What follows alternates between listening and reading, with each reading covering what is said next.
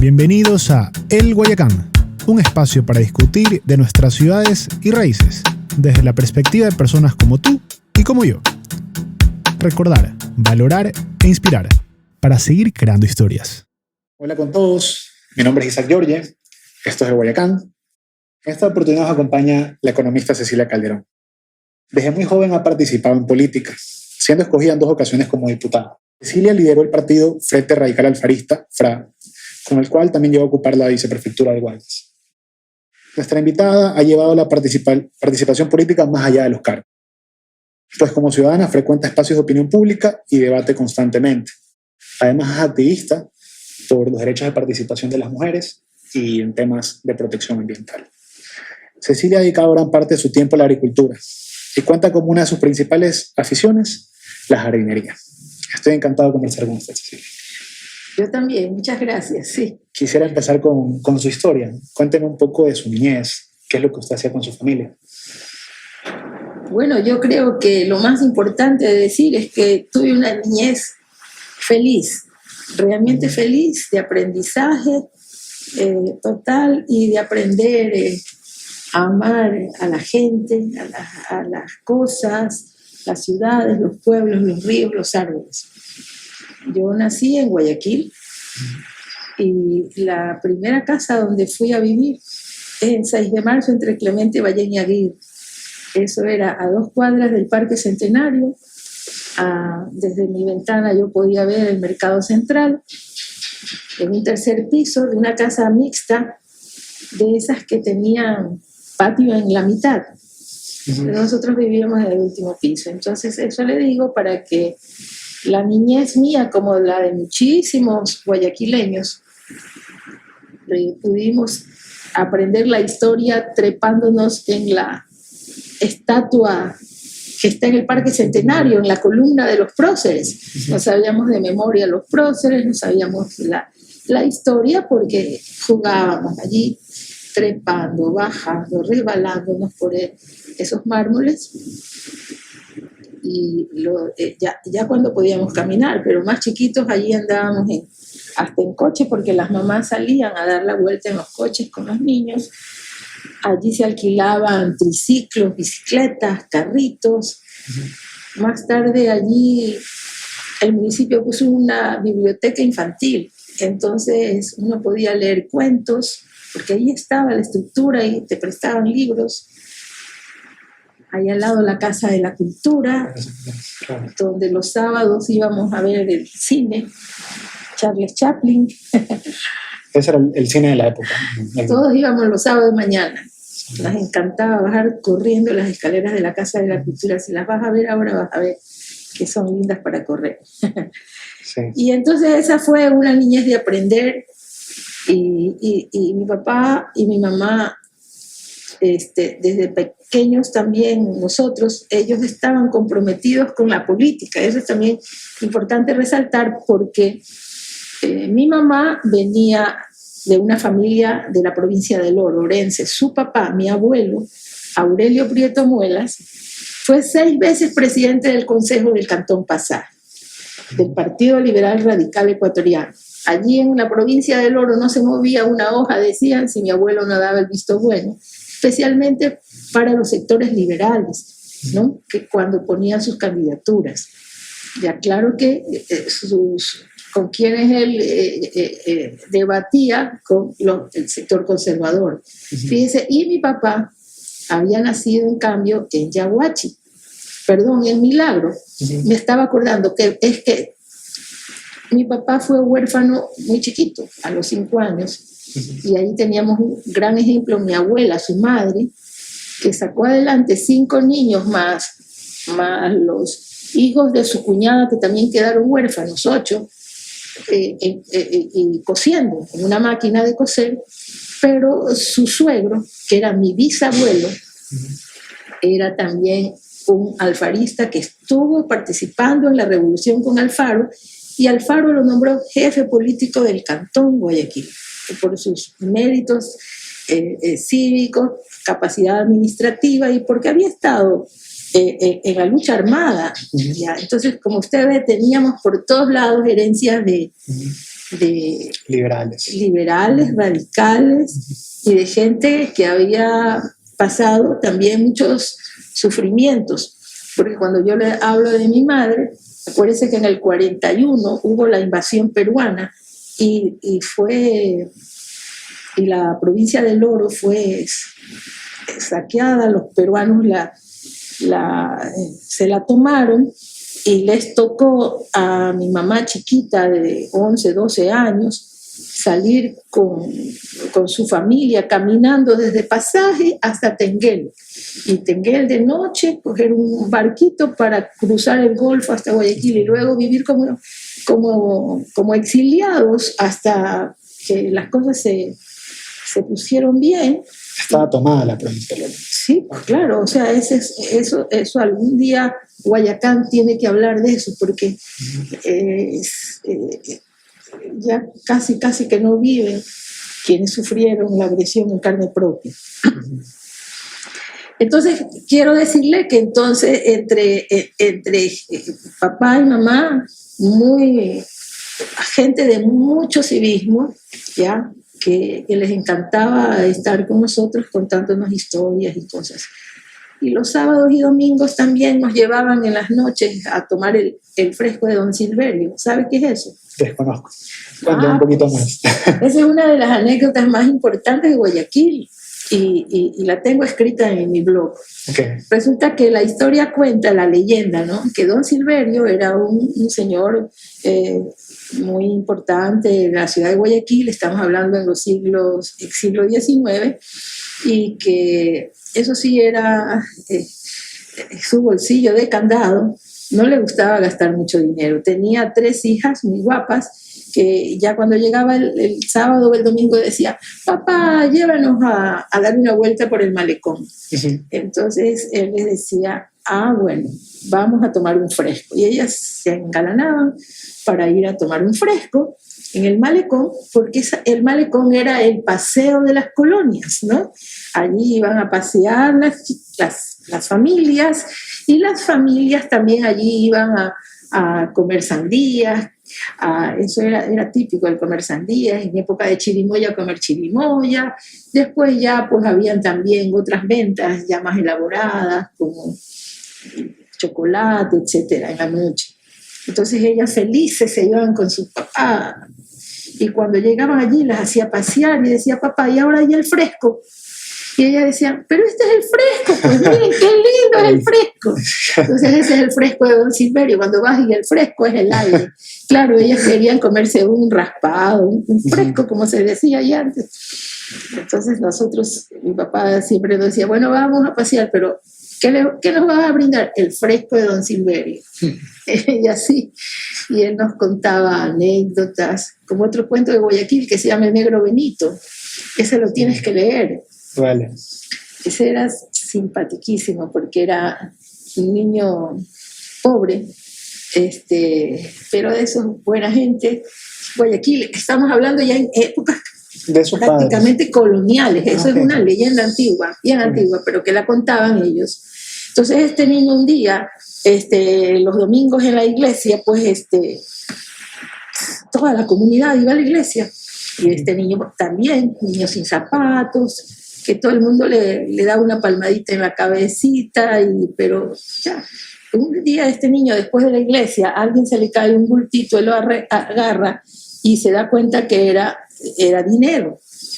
Y entonces él le comienza a palpitar el corazón y dice: no, tengo que ir a hablar con el cura, a preguntarle qué hago con este dinero. Entonces el cura le dice: a ver, Benito, ¿qué pasó? Es que encontré esta plata, padre, en esta bolsita. Mira, el domingo en la iglesia tienes que preguntar a todo el mundo ¿quién es el dueño? ¿Quién es el dueño de este dinero? Porque ese dinero tiene, si no es de nadie, pues tienes que dárselo a los pobres, a los que lo necesitan, y le dice algo más. Entonces él, bueno, entonces llega el domingo con él, iba y calladito le decía a cada uno: a ver, o sea, para que no moleste. Y entonces y él le decía entre dientes: oye, ¿es tuyo este dinero? oye, estudiaste dinero. Y nadie lo entendía. Y todos decían, no. Entonces, silencio. ya, entonces dice, padre, es de nadie, entonces hay que dárselo. Entonces yo ya te dije lo que hay que hacer. Y entonces dice, ok, padre. Y él comienza a pensar, si no es de nadie, hay que dárselo a los pobres. Yo soy pobre. Y después hay que dárselo al que necesita. Yo lo necesito. Y la otra cosa que no me acuerdo, pero él se queda con el dinero. Entonces el negro Benito era famoso ahí. Y así, entonces, entre cuentos y anécdotas, historias de la familia, eso fue una niñez feliz y que aprendimos entonces a amar la ciudad, ¿no? A amar su historia, amar el río Guayas, porque lo más lindo era, pues, ¿sabes que antes ahí en el malecón había una fuente de aguas de colores? ¿No? ¿Qué altura del malecón? ¿Qué altura sería la fuente? Antes de llegar a donde está el Yacht Club. Okay. Entonces, todo el mundo creía, no, son aguas de colores, claro, son las luces, ¿verdad? Pero ese era un paseo fantástico. Y el chiste, porque muchos niños por ahí llegaban y todos se mojaban para ver si se mojaban rojo, azul o amarillo. Así es. Nadie entendía que eran luces. Claro, pues ahí poco a poco uno iba entendiendo, pero era divertido todo eso. Entonces yo quiero decirles que esa era la niñez donde éramos tranquilos, libres. La niñez en que uno aprendía, me acuerdo clarito, fíjate que vivíamos en el 3er piso y de mañanita se oía Universo, Telégrafo y Nación. Nación, Telégrafo, Universo, se voceaba el periódico. Éramos 3 periódicos, Universo, Telégrafo y Nación. Y entonces ya uno sabía, la hora es por el pregón, a qué horas iba. O después, taca, la carreta del carbonero. Yeah. Se cocinaba con carbón, casi todas las familias. Y la primera innovación fue pasar del carbón al queroseno. Ya, entonces ya las familias un poco con más recursos ya compraban cocinas de queroseno. Pero entonces también era una sociedad más igualitaria, porque no es como que unos se quedaron en la leña y los otros ya tienen rayos láser, no. Todo el mundo tenía más o menos lo mismo. Ya, o sea, las familias de más poder económico y más poder político vivían en casas de madera, en pleno centro de Guayaquil. Entonces, ese era el Guayaquil. El Guayaquil era, después ya creciendo nosotros más grandes, fuimos entendiendo también que Guayaquil era ciudad de barrios. Entonces eso era importantísimo, porque la gente era de Guayaquil, pero del barrio Garay, del barrio del Astillero, del barrio así. Y entonces la gente del barrio hacía como una comunidad, una cofradía casi. Y se cuidaban entre sí, las señoras se hacían amigas, los chicos hacían galladas o jorgas, y se celebraba las fiestas cívicas. Entonces en cada barrio era siempre el Día de la Raza, les encantaba a la gente, era el 12 de octubre, que ya no se llama así, pero bueno, pero era porque había palo encebado, que vaca loca, que alguien llevaba una orquesta, que había la carrera de cintas en bicicleta, que se armaba un partido de fútbol, ya el Cristo Rey, era un concurso, quién adornaba más bonito su balcón, su ventana, con las banderas de Guayaquil y del Ecuador y la figura de Cristo Rey. Eso era lindo, las Navidades, el 9 de octubre, y eso, la gente se cuidaba. Se formaba más identidad con la ciudad. Sí, y en ciertos días de calor, incluso en los barrios que más lejos, en las tardes se bajaban los portales a conversar las señoras, a jugar cartas los señores, a tomarse una cerveza, a refrescarse. E incluso en el centro de Guayaquil ya no había, imagínate que el barrio más alejado es el barrio que al lado de la universidad, ¿cómo se llamaba este barrio? Pues eso no era mi barrio, por eso no me acuerdo. Barrio Orellana, eso era lo más alejado. Y ese barrio surge ya como Ya cuando surgen los bancos con créditos bancarios, son las primeras, fueron primero para funcionarios y empleados de los bancos, porque los propios banqueros vivían en casas un poquito más grandes allí mismo, en ese barrio. Pero en el centro la gente vivía en edificios. Entonces en las tardes se jugaba en los portales. Ahí podías, si eras más chico, jugabas a la pega, jugabas a Ay Candela, jugabas a Candela. No jugaba.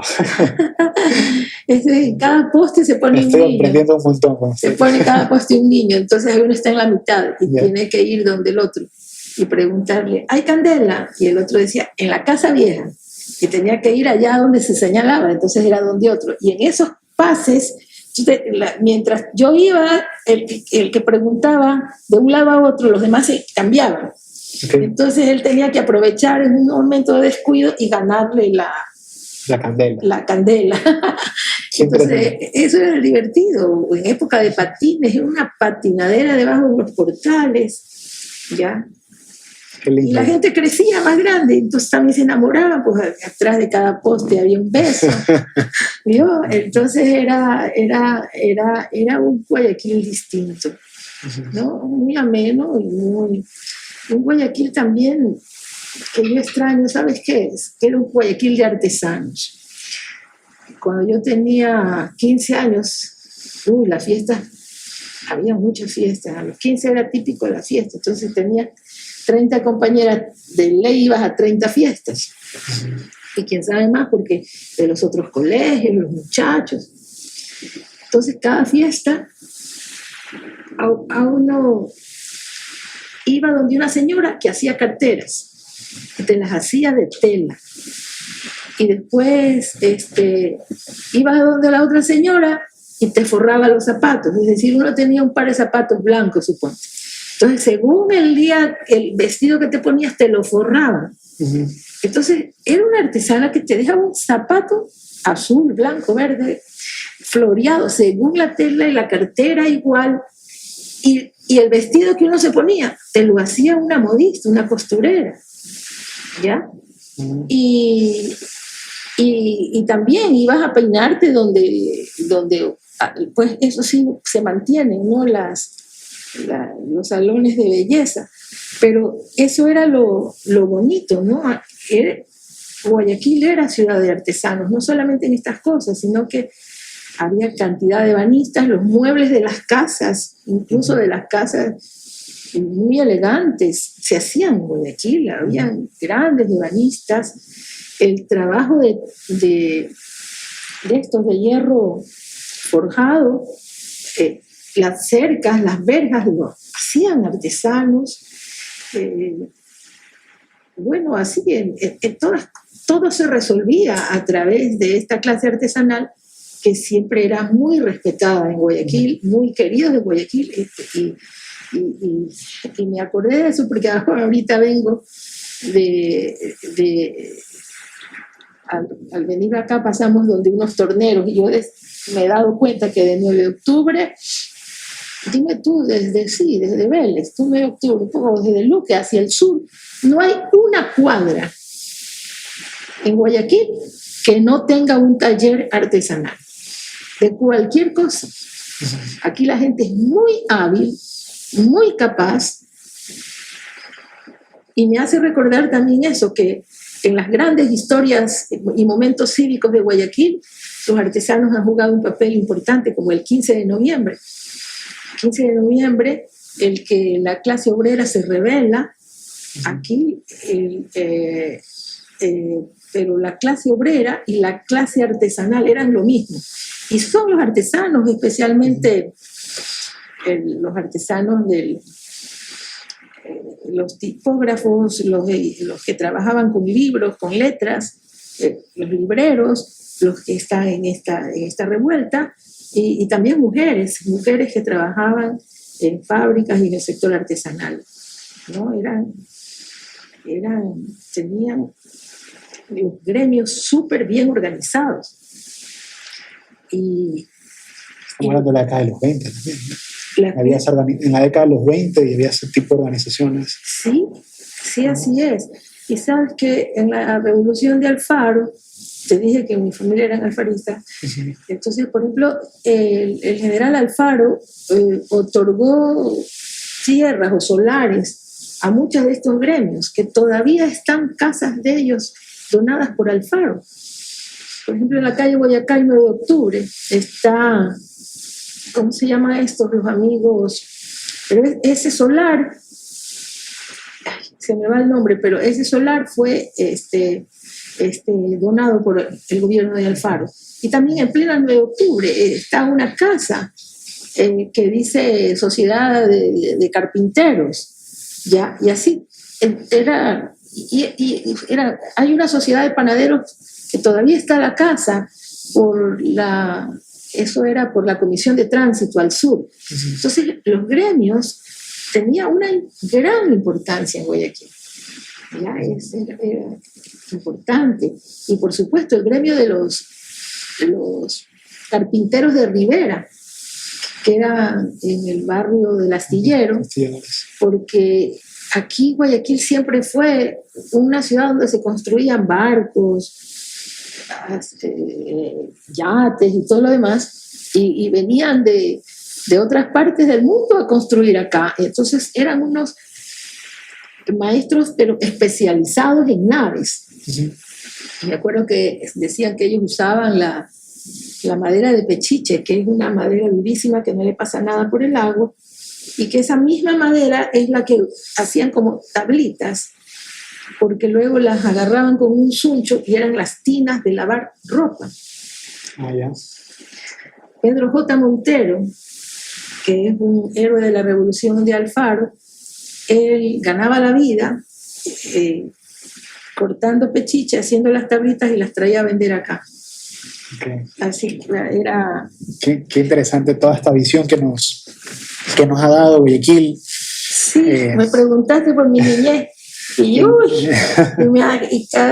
piensa para atrás y se acuerda de tantas cosas, ¿no? Divertido, bonito, alegre, y eso es bueno, tener una niñez así alegre. Por supuesto, y bonito recordar para poder rescatar y aprender de lo que se ha perdido y que se puede recuperar. Por supuesto, tenemos que volver a ser una ciudad de barrios, porque la única manera de cuidarnos y de cuidar a nuestros niños es siendo comunidad, porque no podemos tener como ahora solamente piden policías para cuidar los barrios, ¿ya? Y antes... Eran los mismos ciudadanos. Incluso dicen que si en algún barrio vivía un ladrón, él no permitía que nadie, solo él podía robar en ese barrio. No, ese es un chiste, pero había esa confianza, decir, comadre, ¿sabe qué? Tengo que ir al hospital porque mi papá está allí, véame a los chicos. Claro, ¿ya? Y eso no se ha perdido porque nadie sabe quién es su vecino ahora. Por supuesto.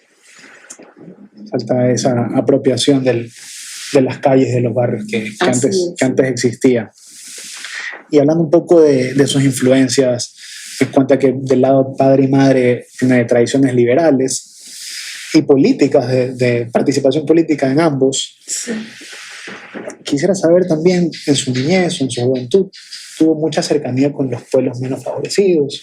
¿Qué experiencias pudo ver en aquella época y que a la larga le fue conduciendo a su vocación de servicio público? Bueno, por eso yo le comencé contando que en mi casa era casa con patio, como antes, y en el patio vivían niños de nuestra edad, pues. Y en el patio, ¿quiénes vivían? Los menos favorecidos. Y nosotros, pues, nos bajábamos de esas escaleras 3 pisos para ir a jugar al patio, con los niños del patio. Y algunas reprimendas nos dieron, porque no solamente que nos quedábamos en el patio jugando con ellos, sino que ellos eran más avesados que nosotros, decían, vámonos a la iglesia de la Victoria. Y pues, algunas veces fuimos a parar a la iglesia de la Victoria. Estoy hablando de chicos de 7, 8 años. Entonces, hacia ahí comienza uno, ¿no? Y uno ve, pues, lo que pasa más allá, ¿no? Es que, bueno, decirle que vivíamos frente al Teatro Apolo, ahora no dice nada, pero en esa época, a pesar de que era a 2 cuadras del barrio Centenario, era un poco barrio bravo, porque en ese teatro, en el Teatro Apolo, llegaban cantantes, ¿cómo es que se llamaba esa? En esa época había la Tongolele, por ejemplo. Eran recién, pues en París abrían los cabarets, no sé qué, y aquí nunca llegaba. Entonces llegaban estas chicas a bailar con plumas en la cabeza, plumas en el cuerpo, y bailaban. Entonces imagínense cómo se armaba ese barrio ahí abajo. Okay. ¿No? Entonces ahí uno comienza a caminar por allí y por allá. Y como ellos también, como les decía, eran políticos, mi papá fue concejal de Guayaquil, y teníamos que entender por qué era esta pelea. Menéndez era el alcalde, era del partido velasquista, y era a muerte las peleas. Nosotros en la radio oyendo las discusiones, había en ese entonces la radio La Voz Liberal, que era de don José Feró Aroca, liberal también él, y entonces prestaba la radio todas las tardes para los discursos de los liberales, y nosotros oíamos que mientras hablaba, Abraham Calderón hablaba, y nosotros ahí oyendo, y de repente, acaba de venir una turba velasquista y ha tirado botellas con ácido a los participantes. Uy, Dios mío, entonces ahí sacaba mi mamá el rosario, reza el rosario ahí, oyendo las barbaridades. Pero estábamos más grandes, más o menos yo tenía 10, 11 años, ya no vivíamos en ese barrio, vivíamos en otro. A nuestra casa, cuando mi papá daba discursos allá, iban a balear la casa. Una vez entró una bala en el cuarto donde estábamos mi hermana y yo durmiendo. Así. ¿Ya? Pero nos enseñaron a no tener miedo. Y después, durante toda la época de la dictadura militar, la dictadura de Velasco Ibarra, y desde antes, las campañas políticas, participábamos muy activamente al lado de mi papá. Entonces nosotros con él conocíamos todo Guayas, pues al menos Milagro, Daule, Balsar, y en la provincia del Oro. Fíjate que cuando fue la campaña para la presidencia de la República del doctor Andrés F. Córdoba, el Yuro Córdoba, que fue una alianza del Partido Liberal con el Partido Socialista y CFP, ¿ya? La campaña en la provincia del Oro prácticamente la coordinó mi mamá, porque ella era orense, entonces nosotros la acompañábamos. Y bueno, esas fueron experiencias que nos fueron sensibilizando, digo yo, ¿no? Papá tenía un queridísimo compadre, Zambrano se llamaba, que era de Colines. Y entonces allá a Colines íbamos y estábamos con ellos mucho tiempo. Ahí aprendí yo a andar, a navegar en canoa. Yo soy buena, que subo esas canoitas chiquititas y puedo ir río arriba también. Andar con palancas, nadábamos en los ríos. Y ese Colines donde ellos vivían se quemó. Hubo un incendio y desapareció Colines. Quedó apenas un vestigio de la iglesia. Y mi mamá y la comadre Zambrano, que era ahí, organizaron una movilización enorme, y como ellos tenían máquinas de coser, los Zambrano importaban máquinas de coser, cogieron y convirtieron mi casa en un taller. Habían siquiera unas 10 máquinas de coser, 10 señoras, los Bris Sánchez donaron telas, y bueno, se hizo un censo y se comenzó a hacer vestidos, camisas, shorts para los niños, y de tal manera que se armaban fundas, familia tal por cual, tantos niños, tantos vestidos, tanto esto, tanto lo otro. Entonces, el sentir estas movilizaciones, siendo unos niños y ayudando a pasar la bolsa, te va haciendo también que reconozcas las inequidades que hay en el país, las desigualdades, que no podía ser gente igual a uno, que tenga tantas carencias, en tierras tan bonitas, tan ricas, la diferencia entre un agricultor y quien comercia su producto, todo eso, ¿no? Y el entender por qué a mi papá lo metían preso a cada rato, pues, y mi mamá nada de llorar, nada en esto, nada. En mi casa estaba siempre una maleta de ropa lista con determinadas cosas para cuando la llamaban. Señora Rosita, es mi mamá. Se lo llevaron a Abdón. Pucha, corre a ver a qué cuartel estaba para mandarle una maleta de cosas. Ya era costumbre en nosotros. Entonces eso es que me hizo a mí... Fuerte, resiliente. Sí, está con él. Mi mamá murió cuando yo tenía apenas 20 años en un accidente de tránsito espantoso. Murió ella y mi hermano más chiquito y murieron 3 tías de ella al mismo tiempo. Entonces eso fue una cosa que conmocionó a creo el Ecuador entero, y porque la gente sabía quiénes éramos, ya era gente que tenía una vida en esta sociedad, y ya todos los hijos, yo ya tenía 20 años, entonces la universidad, el colegio, imagínese usted 5 cadáveres velándose en las casas, allí se velaba en las casas, no había como ahora las salas, cada uno velaba a sus muertos en su propia casa. Entonces fue terrible eso, pero eso también hizo que mi papá se dedique mucho más a la política. Ya era como una forma de paliar este dolor, y yo que ya tenía 20 años tuve que entonces estar más cerca de él también. Fíjese que a los 3 meses de que murió mi mamá, a él lo mandaron otra vez preso al Oriente, la dictadura de esa época. Y nos quedamos nosotros con 2 dolores, el de haber perdido a la mamá y también al papá, pues, y yo la hermana mayor. Y entonces eso fue también, y yo ya trabajaba con él incluso en su oficina, entonces yo me acuerdo que esa vez era porque el oro físico de la Reserva Monetaria Internacional, la dictadura lo había vendido.